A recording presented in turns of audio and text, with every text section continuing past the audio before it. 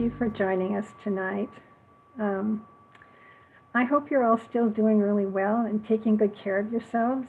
I realize this is a really challenging time for everyone, and I'm so grateful that you chose to join with me tonight for this celebration. So tonight we celebrate the sun in the sign of Pisces and the moon in its opposite sign, Virgo. The exact moment of the full moon is tomorrow at 12:17 a.m. So those of you who are die-hard meditators can arise at 12:17 and meditate. But today is the day that we call the day of preparation, where we come together with a united intention. And the intention is to lift ourselves up to a higher vibration, a higher state of consciousness, so that tomorrow, when the moment of the full moon arrives, and actually all during the day, we can receive those energies from the highest place that is within us. And in this way, we're much more likely to have the energy stimulate our soul consciousness rather than just our personalities or our egos.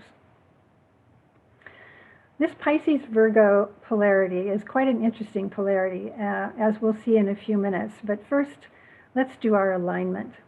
So Lillian, if you'll put up the cross of divinity, please. So let us begin by invoking the cross of divinity and using a protective formula that I think is really important for each of us as we try to deal with this pandemic. So following the words on the screen, let's begin by touching our forehead and repeating together. As a soul, I work in light. And now touching our chest. And darkness cannot touch me. We touch our left eye. I take my stand within the light. And the right eye. I work, and from that point, I never move. Imagine that cross standing right in front of you, sending its protective energy all around you.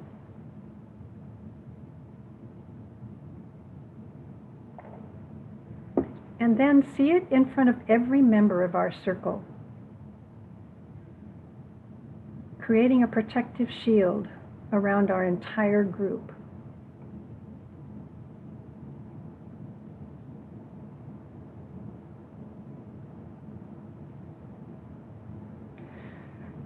Feel the comfort that this brings, knowing that our group is protected by the cross of divinity,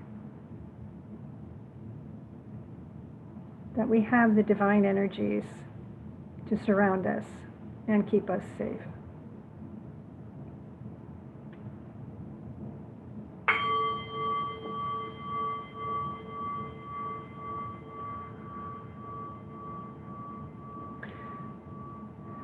Closing our eyes now, let us imagine ourselves sitting in a sacred circle.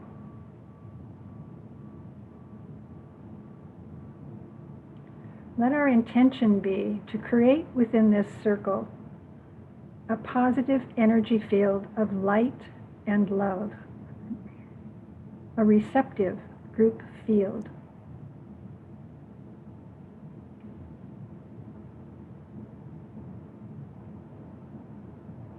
See if you can imagine this field of light and love imbuing our circle.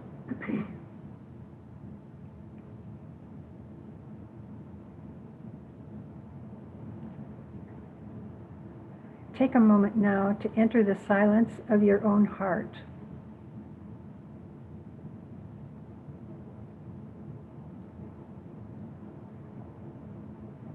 Sitting in this silence, begin to be aware of your breathing and aware of the beating of your heart.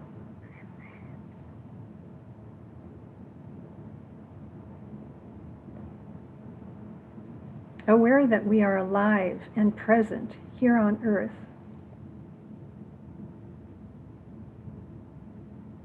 and imagine a flame burning in the center of your heart.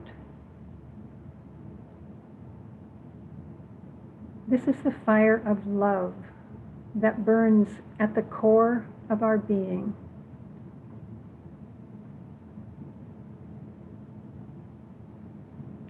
Know that this fire exists within each of us, within everyone.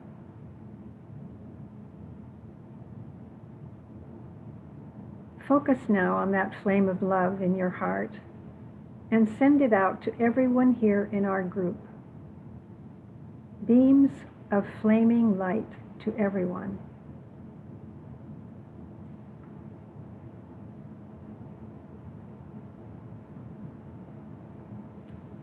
Let us weave a matrix of light around our circle.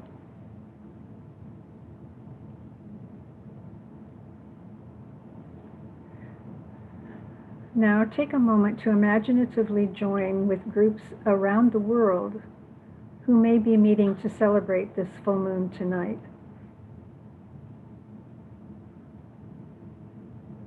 Visualize this network of light encircling our planet.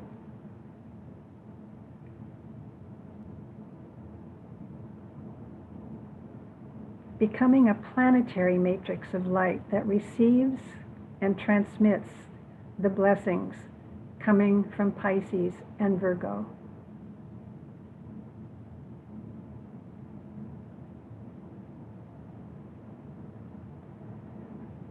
And give thanks for this opportunity to be a conduit of light in our world.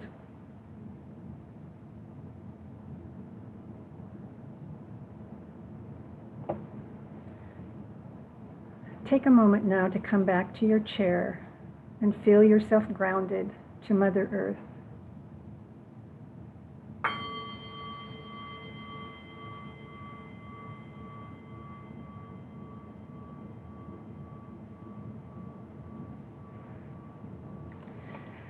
Before we talk about the specific qualities of Pisces and Virgo, I want to take you on an evolutionary journey from the esoteric perspective, as a way of sort of segueing into the sign of Pisces. This perspective assumes a belief in reincarnation. So if that isn't a part of your belief system, then perhaps just look at this as an interesting myth or a theory. One of the mantras for Pisces is, I leave the Father's house, and turning back, I save. It's the story of the prodigal son from the Bible. But from the esoteric perspective, when a soul incarnates into a human body, it does so with the intention of experiencing physical reality. It wants the experience of physical life so it can learn how to express its divinity fully through a physical body, like the Master Jesus. It wants to join with the human being and eventually infuse that human with its qualities so that the human becomes a beautiful expression of the union of spirit and matter, or the divine with the physical. So the soul descends into matter. This is what we call birth, but to the soul, this is a sacrifice, a death of sorts, because it must become smaller to be born into a form that limits it. So for thousands of lifetimes, the physical being, called the ego or the personality, is in charge, so to speak. It leads and rules the personality. The soul is not yet very active. If you imagine a V, like in this image, this describes the descent into matter. Leaving the Father's house, spirit, is the involutionary arc of the V, going downward into matter. The soul becomes immersed in matter, in physical life. And for many lifetimes, it continues its journey deeper and deeper into matter. Or to put it another way, it becomes more and more identified with itself as a body. At some point, it reaches the bottom of the V, meaning it has gone as deeply as it can. What does this look like to the personality? The personality feels like this is all there is. There's nothing outside of this personality. There's nothing outside of my body. It sees nothing greater than itself in the world. It's completely identified with itself as a body. At some point, there's an awakening, usually after many lifetimes of pain and suffering. The personality has a brief encounter with the energy of the soul, and it becomes aware that there is something greater than itself operating in the universe. This is sometimes called a conversion experience. We see from a broader perspective. We become aware of some divine reality. Our consciousness expands. And now the soul can begin to exert more of an influence upon the personality. And this begins the evolutionary part of the journey, sometimes called the path of return, back toward the source. Pisces invites us to consciously tread this path of return, a return to unity consciousness where we are all one. It's sometimes called an act of redemption as we struggle to redeem or transform those parts of our personality that still resist the calling of the soul. Haven't you found this true in your own life? You feel the pull of the higher part of yourself. You recognize it as the high road, perhaps, yet some part of you resists what it knows would be the wiser choice. As we make our way home up the evolutionary path, the vibration of physical substance becomes filled with spiritual light. As the soul begins to control the personality becomes more and more refined and redeemed or saved from the mantra and turning back, I save.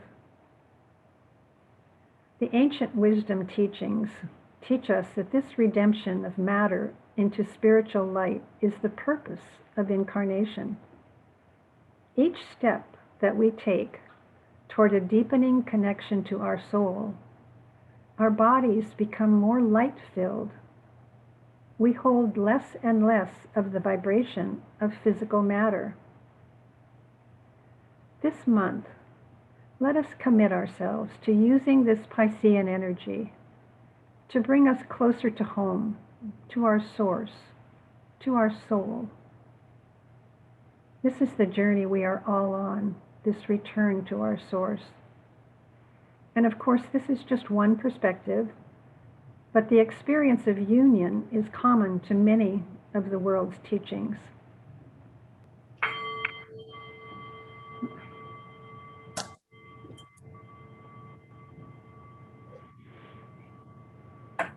So that's my little esoteric adventure for tonight.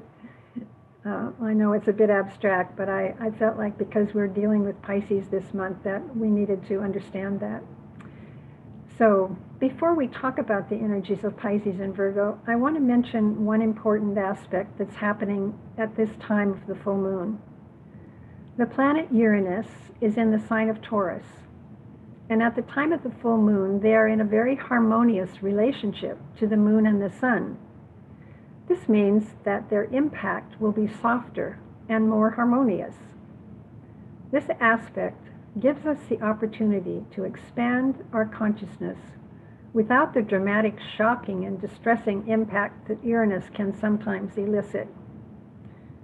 Uranus can still be surprising, but with this harmonious relationship, we will be less resistant to whatever change might come.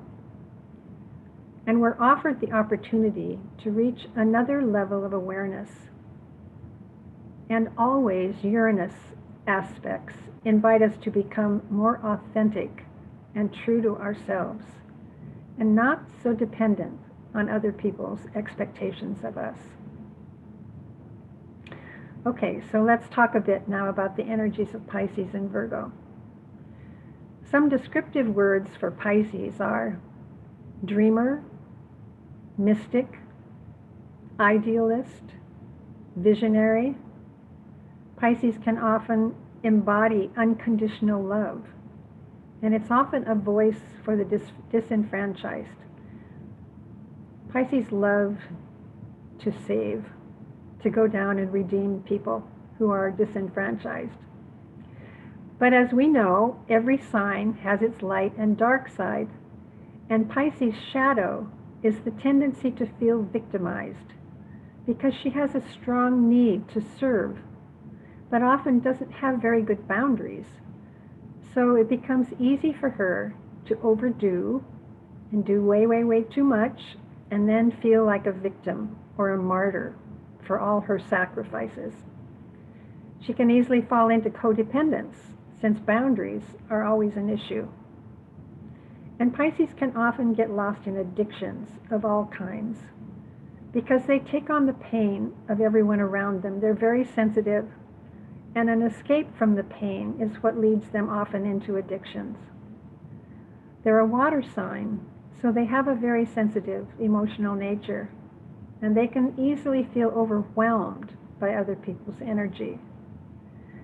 So one of the challenges for Pisces is to be able to access her compassionate nature without sinking into victimhood. She needs to allow herself to be vulnerable without becoming a martyr. So can she remain open and receptive without losing her boundaries? That's a challenge for all of us, yes? To keep our hearts open and receptive and still maintain healthy boundaries. Pisces' tendency is to go with the flow, but the danger is that she'll fall into avoidance or escapism. Someone described the highest expression of Pisces as the oneness from which all comes and all returns. It is forgiveness, faith, intuition, compassion, spiritual surrender, and unconditional love. It is who we are without the ego's judgments and fears. It is where the only thing left to do is love and be love. And A Course in Miracles says, when you want only love, you will see nothing else. And here's a poem for Pisces by Samantha Reynolds called Love is Not Fragile. Quote, who taught you to be sparing with your love, as though your heart was a bank, as though love could dry up? Nonsense. It's as if the ocean complained it was too wet. Love is not fragile. It is as common as breath. It is play money. It is a race to give more. Go first. Say it with impunity. You think you will ache with vulnerability, but the strangest thing will happen. You will nearly drown with peace. How would you like to drown with peace? That would be awesome.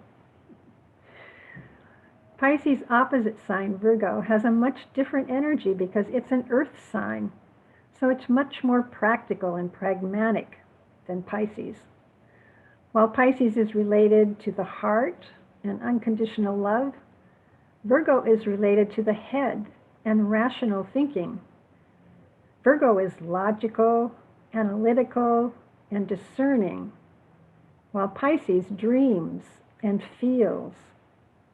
But Virgos can become obsessed with their own personal journey, while Pisces sees the greater picture of wholeness and oneness with all life. Virgo wants to study, to learn, to take things in logical order. Pisces trusts the intuition above any mental agenda. And it's important to remember that it's not about choosing one energy or the other.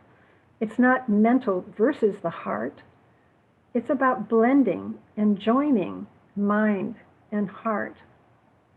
What would that look like? Well, one might be able to use the discerning mind of Virgo, noticing differences without sinking into judgment. One could serve others from a place of fullness within, holding healthy boundaries so we wouldn't deplete ourselves and become self-sacrificing. We could love and value ourselves as much as we love all of creation. The clarity of the mind can join with the wisdom of the heart. So let us realize what is being asked of us this month, how we can use these blended energies. We always have choice. So one of the questions we can ask ourselves, will I cling to the belief that I'm separate? Will I choose the path of attachment to materiality, the path of identification with the ego? Or will I choose to aspire to a greater union with my soul? Let us commit this month to tuning into that desire to merge more fully with our soul. Let us also contemplate this month what it means to come to the end of the yearly zodiacal cycle. Pisces rules the 12th house on the zodiacal wheel. It is the last of the houses, so it implies completion. Something is wrapping up this month. Something is ending, culminating. Some project, some activity, some relationship is coming to a close. So we can begin again in Aries to plant new seeds and begin anew. What might that be for you? What new seeds might you be planting in Aries? And what are you willing to let go of to create the space for that? Before we enter into meditation, I want to share a quote with you that I found very interesting. And I don't have any proof about how this was quantified or proven, but I like the idea. So, it's a quote by Dr. Glenn Mendoza, end quote. The energetic effect of meditating at the time of the full moon is like meditating every day of the month. 10 people meditating together is energetically equal to 100 people meditating on their own. So imagine the impact of the 25 or so of us, what that could mean. And again, I don't know how they quantified that, but I like the feeling of it. So with that in mind, let us prepare for meditation.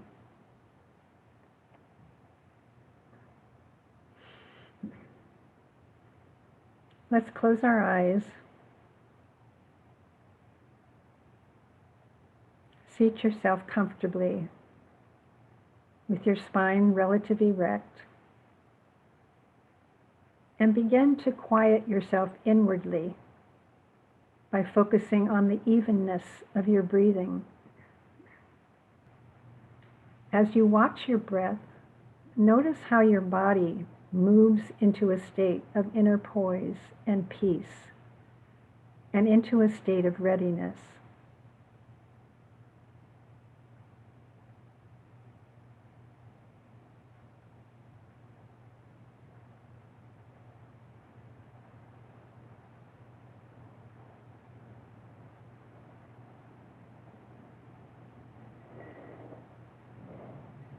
The body relaxed, the mind alert. And from this place of inner peace, silently chant the sacred word, the Om, to affirm this inner poise and alignment.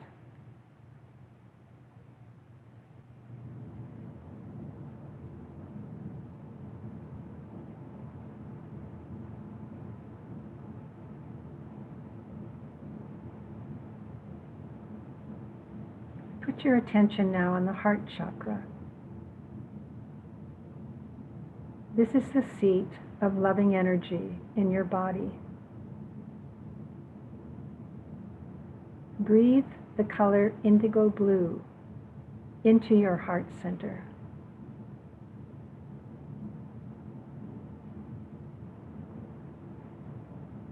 This is the color of Pisces.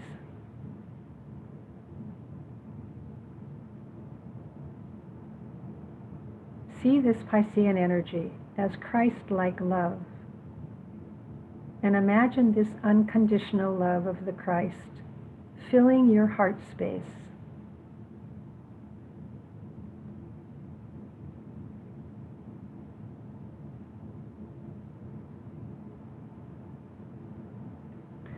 See yourself now enveloped within a field of love,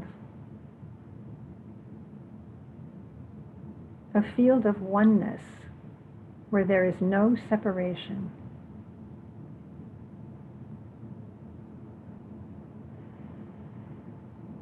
Feel that sense of oneness enter you as you inhale, and on the exhalation, notice that loving oneness radiating outward into your environment.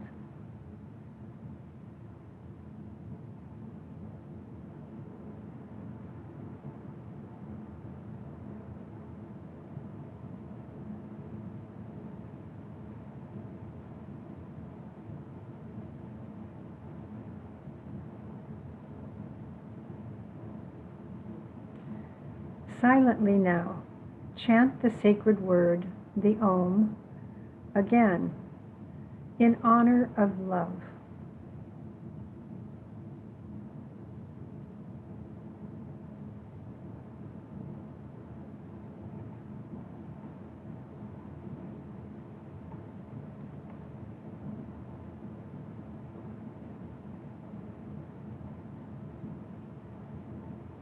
Now place your attention on the head center, where the energy of the mind resides.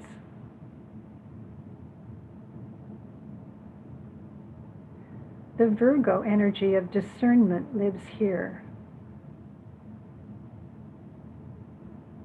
Breathe into the head center that quality of discernment that allows you to clearly see the true from the false, the self and all that is not your true self, the not self.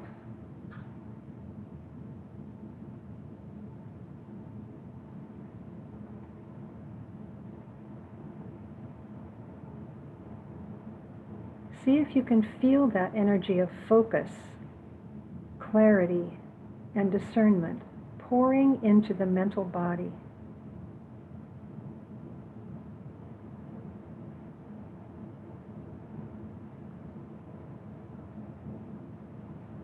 Feel the strength that this brings into your body.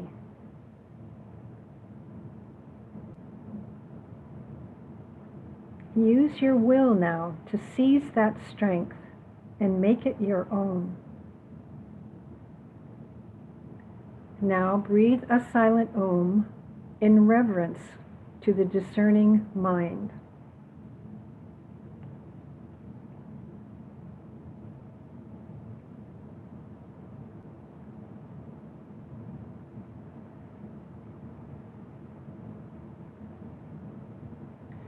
Finally now, imagine those energies coming together and coalescing within you.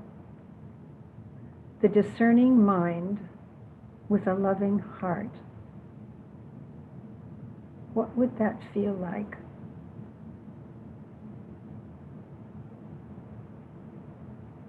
How would that change the way you see the world?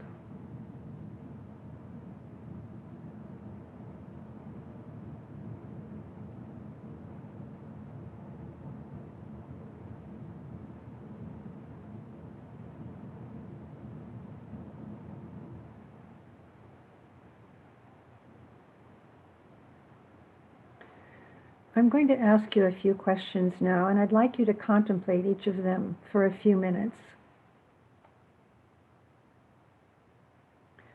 What would it feel like to embody loving discernment? To walk through your day noticing, being aware of differences, and yet not judging, what would that feel like? And how would you be going about your day differently if you were embodying loving discernment? Let's contemplate that for 5 minutes.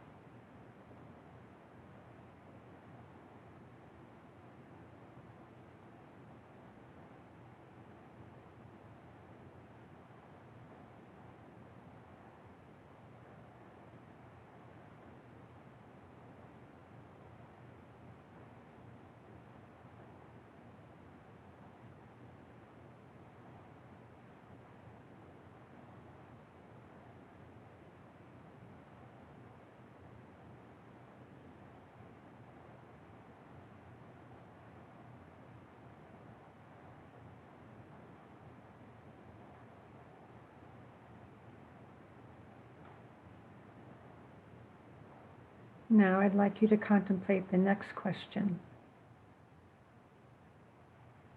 What would it feel like to walk through your day with the awareness of the oneness that connects us all, seeing no separation between you and another, honoring the soul within the personality?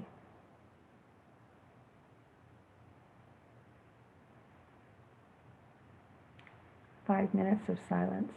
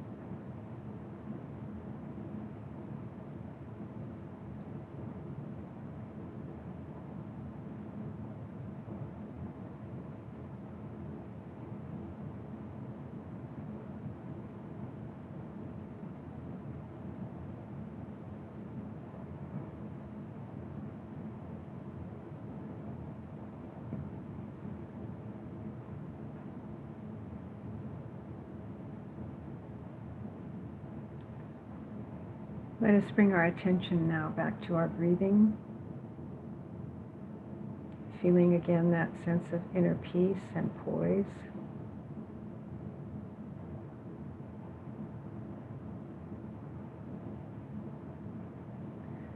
And this month, let us commit to being mindful of all the different parts of ourselves and of others, and yet not lose sight of our loving essence, that which binds us together.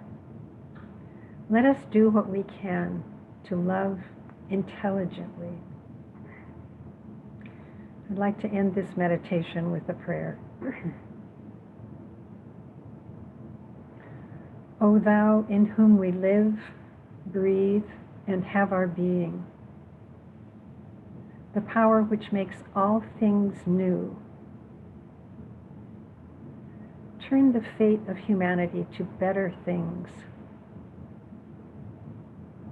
Everywhere, move the hearts of humans, that they may open themselves to the spirit of love and brotherhood and sisterhood and mutual responsibility. May the will for good be the motive of all deeds, and may it establish once again the reign of peace on earth. May the love of the divine self be shed abroad in our hearts, through our groups, and throughout the world. And so it is.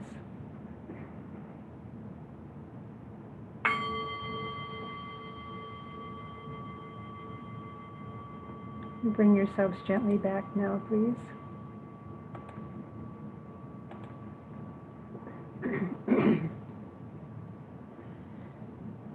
You can turn on your audio and your video so we can say goodbye.